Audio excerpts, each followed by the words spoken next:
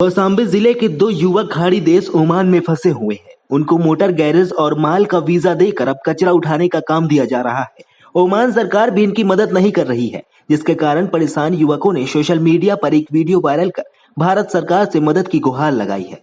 क्या प्रॉब्लम है आपको? देखिए, हम लोग 4 महीना पहले यहाँ ओमान में आए इंडिया से। हमारा अरबाब हम लोग को उधर से इंडिया से बोल के भेजा कि मॉल का काम है, इधर आके बलदिया में डाल दिया। यहाँ पे बोला, यहाँ पे फिर भी हम लोग ड्यूटी किया, फिर भी हमारा अरबाब सैलरी नहीं दे रहा है, खाने को पैसा नहीं दे रहा है। 4 महीना हो गए, एक भी रुपया नहीं दिया अभी तक। और सब लोग हम लोग यहाँ पे 23-22 जन फंसे हैं। लेबर कोर्ट की है, यहाँ पे सुनवाई भी नहीं हो रहा है। ना एम्बेसी सुन रहा है, ना यहाँ का तो जज सुन रहा है, ना सुरता सुन रहा है, कोई सुनवाई नहीं हो रहा है। प्लीज़ आपसे दरख्वास्त है कि हम लोग का कोई ना कोई फैसला कीजिए। देखिए, ये सब लोग यहाँ पे खड़े हैं, खाने को पैसे नहीं है, सब भूखे मर रहे हैं यहाँ पे। बता दें कि पूरा मामला करारी थाना क्षेत्र के घमसिरा गांव का है, जहां पर रहने वाले किसान का 30 साल का बेटा अबू सहमा फरवरी महीने में खाड़ी देश ओमान मोटर गैरेज के काम से वीजा पर गया था, लेकिन वहां पहुंचने पर उसे कचरा उठाने का काम दिया गया, जिससे तंग आकर अबू सहमा ने वीजा में मोटर गैरेज का काम लिखा होने की बात कहकर कचरा उठाने से मना कर दिया, जिससे नाराज होकर मालिक ने उन्हें काम से निकाल दिया। अब उनके पास पैसे नहीं है। परिवार की भी आर्थिक स्थिति ठीक नहीं होने के कारण यहाँ से सिर्फ इतना पैसा ही घर वाले ट्रांसफर कर पाते हैं जितने में वो जिंदा रह सके। जलाई के साहब हम बड़ी मुसीबत में दिया, परेशान हो गया हुआ अच्छा जगह हमसे कही, मगर अब हम इतना हमारे बच्चा परेशान है कि हमारे दिल और वो माना हुआ खाना पावत है, ना पानी पावत है, परेशान है, ना पैसा का व्यवस्था कुछ नहीं ना हुआ, परेशान है, बुलावा चाहिए। मेरा लड़का है ओमान में, मेरे लड़का का परेशानी बहुत ही, खाने पीने का भी परेशानी है, बहुत तकलीफ में है। मेरे लड़का कहनी पहुंचाने का नहीं, सरकार वादक भाई पहुंचा दे, बहुत अच्छी। भैया पैसा नहीं रहा, कर्जा लिया, गहना गुड़िया ढाई दी। दिक्कत है भैया, न खाओ जौने काम का भेजिन वह काम नहीं मिला, सड़क पर भेजे करके और ये गोली मारने की, जान से मारने की धमकी दी। बताता है कि न खाना मिलता है न पानी मिलता है। एक कल मैटर संज्ञान में आया है, जिसमें एक वीडियो वायरल हुआ है, जिसमें ये अवगत कराया गया है कि कौशाम्बी का एक व्यक्ति जो है वो ओमान में फंसा हुआ है। तो उसके संदर्भ में उनके परिवार वालों को ये कहा गया है कि एक शिकायती पत्र दे दें, तो मेरे द्वारा शासन को और एम्बेसी वाइज पत्र प्रेषित किया जाएगा और ये पूरा प्रयास किया जाएगा कि शासन के द्वारा उन्हें उसे यथासंभव मदद प्रदान की जा सके। खबर बलिया से है, जहां सुबह सपा अध्यक्ष ओम प्रकाश राजभर ने बड़ा बयान दिया है। ओपी राजभर ने सपा सुबह सपा गठबंधन में दरार पर बयान देते हुए कहा कि मेरी तरफ से ऑल इज वेल है, सपा और शुभ सपा गठबंधन में कोई दरार नहीं है। उन्होंने दावा किया कि हम गठबंधन धर्म को लेकर कटिबद्ध हैं, अगर अखिलेश गठबंधन तोड़ेंगे तो देखा जाएगा। उसमें उन्होंने अपील किया कि आप हमसे मिल लीजिए, मैं उत्तर प्रदेश में अपने लिए वोट मांगने आया हूँ, मैं आपसे मिलना चाहता हूँ। अब हम उनको तो मऊ नहीं बुला सकते ना, एक बड़े पद पे। तो मैंने उनसे कहा कि मैं खुद आपसे मिलूंगा आके, और आप यहाँ, मैं मऊ आया हुआ हूँ। तो उन्होंने पूछा कितनी दूरी है, तो मैंने कहा कि लगभग 300 किलोमीटर के आसपास है। कहें कि आ जाइए 8-9 बजे तक, मैं आपकी वेट करूँगी। मैंने कहा ठीक है। मैं गया, उनसे मिला, उन्होंने अपनी बात रखी कि मैं टीवी पे देखा और सुनती हूँ कि आप पिछड़े दलितों की राजनीति करते हो, तो मुझे बहुत अच्छा लगता है। मैं दलित की बेटी हूँ और दलित में सबसे निचली पायदान पे जो जाति है वहाँ से मैं आती हूँ। तो मैं तो आपसे निवेदन अपील करने के लिए आई हूँ कि आप पिछड़े दलित की राजनीति करते हो, तो आप हमारा सहयोग करो। ईद उल अजहा के मौके पर आगरा की शाही ईदगाह मस्जिद समेत तमाम मस्जिदों में ईद की नमाज अदा की गई। वहीं ईद की नमाज के दौरान भारी मात्रा में पुलिस प्रशासन ने भी सुरक्षा व्यवस्था को चाक चौबंद रखा। नमाज के बाद सभी ने एक दूसरे से गले मिलकर ईद की मुबारकबाद दी। वहीं ईद के मौके पर उत्तर प्रदेश अल्पसंख्यक आयोग के अध्यक्ष अशफाक सैफी ने ईद को अमन और भाईचारे का त्योहार बताते हुए सभी से प्यार मोहब्बत से रहने की अपील भी की। देखिए, आज ईद उल अजहा की मैं सर्वप्रथम अपने आगरा वासियों को, प्रदेशवासियों को और सभी देशवासियों को बहुत शुभकामनाएं देता हूं। और ये ईद का त्यौहार सभी लोग हिंदू मुस्लिम भाईचारे का प्रतीक है।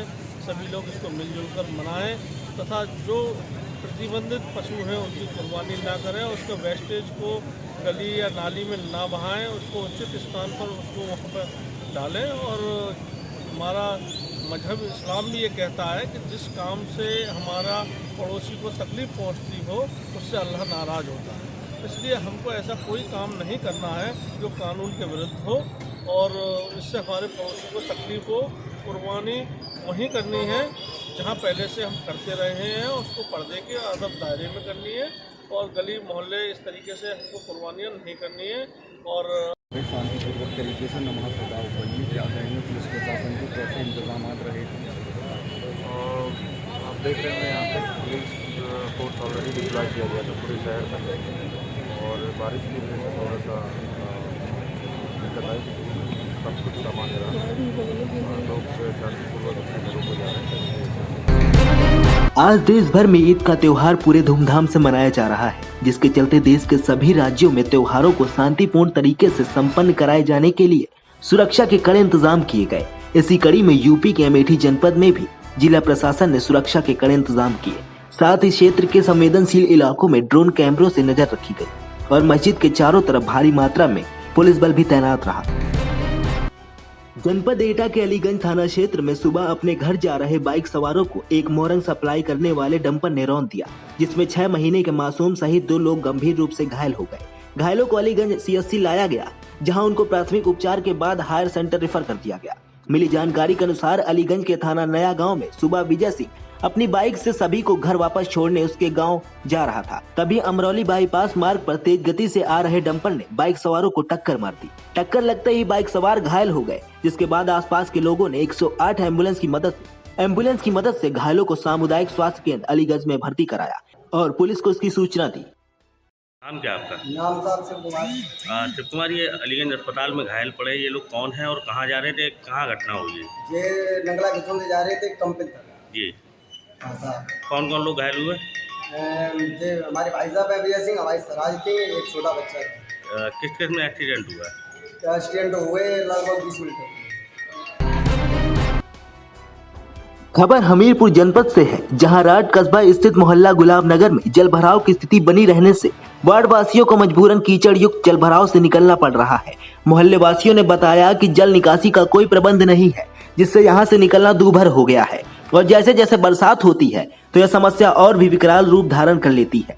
इतना ही नहीं, लोगों का कहना है कि वह नगर पालिका और विधायक से लेकर आला अधिकारियों तक इसकी शिकायत कर चुके हैं, लेकिन आज तक इसका निस्तारण नहीं हुआ। पानी भरा हुआ है और मुझसे कोई भी नगर पालिका का अधिकारी नहीं बचा है जिससे मैंने कहा ना हो।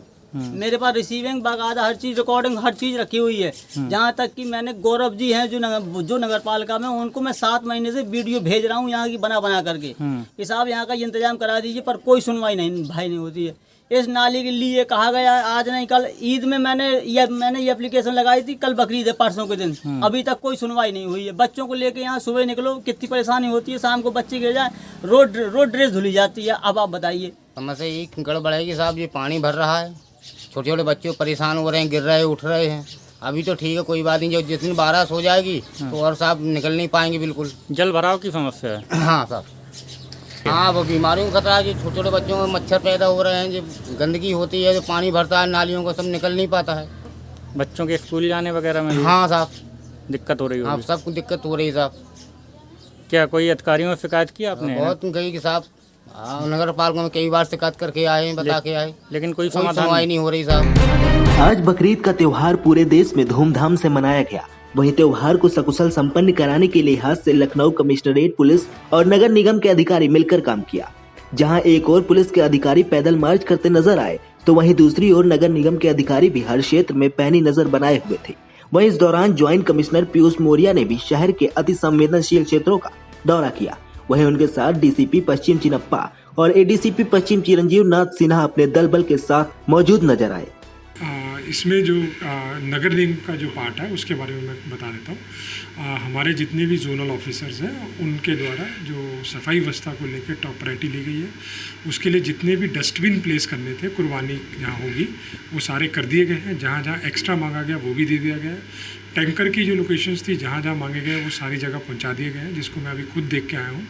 हमारे सफाई कर्मचारी जोनल गैंग जहाँ लगने थे वो भी लग गए हैं, सबकी ड्यूटी लग गई है। और जो हमारे जोनल ऑफिसेज हैं उसमें सारी टीम बैठ के उसको करेगी, पूरा एग्जीक्यूट करेगी। बकरीद के त्यौहार को सकुशल संपन्न कराए जाने हेतु लखनऊ को जोन एवं अन्य सेक्टरों में बांटा गया है। 6 जोन बनाए गए हैं, 12 सेक्टर्स हैं। इन ड्यूटियों के अतिरिक्त जितने भी हमारी इंपॉर्टेंट 353 मस्जिद हैं उन सभी पर हम लोगों ने ड्यूटियों का व्यवस्थापित किया है। ट्रैफिक व्यवस्था सुचारू रूप से चले इसके लिए मुकम्मल व्यवस्था सुनिश्चित की गई है। ड्रोन के द्वारा भी संवेदनशील स्थानों की निगरानी की जाएगी। साथ ही हम लोगों ने महिला पुलिस, माउंटेड पुलिस और सारे में भी पुलिस कर्मियों को